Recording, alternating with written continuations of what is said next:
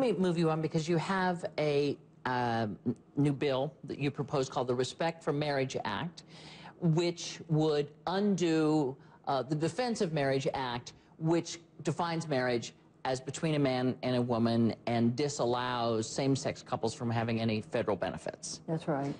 And why is now the time? Because a lot of people will point out to you that 39 states have banned same-sex marriage. Why is this the time for you to do this? I'd point out to you that 6 states plus the District of Columbia now support same-sex marriage.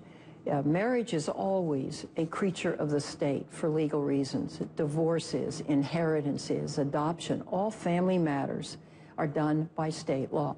What DOMA did, the Defense of Marriage Act, was in 1993 or 1994. It was passed, and it said you can have none of the federal rights or benefits that come with a state same-sex marriage. In my view, that's both wrong and unconstitutional. That's right. Spousal benefits, certain inheritance rights, all of those things. It's just plain wrong to do it. If a state enacts same-sex marriage, that state is entitled to be able to be treated like any other married state. So we have produced this bill. We have 27 co-sponsors. We had the first hearing this past week.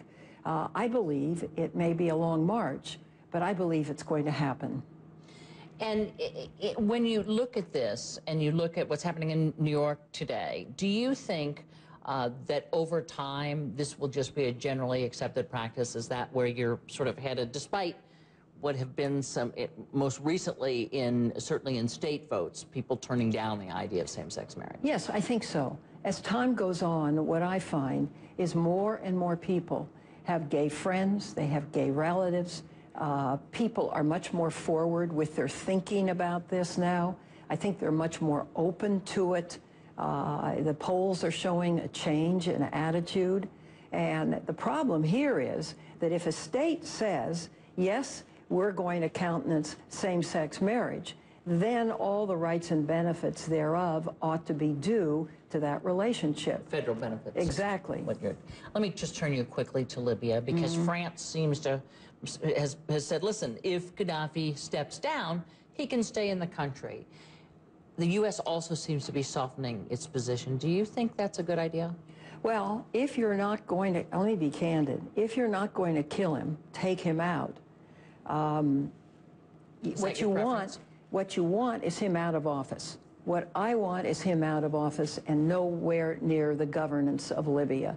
If he lives in a house and behaves himself, that's not a problem for me. If he leaves the country, that's not a problem for me. But to continue to run this country in the way in which he has, with the favoritism, with the graft, the corruption, practicing acts of terror from time to time, is a big problem. But we won't really know that, will we, until he's out of office and sitting there. That's if he's going to cause any trouble. That's right.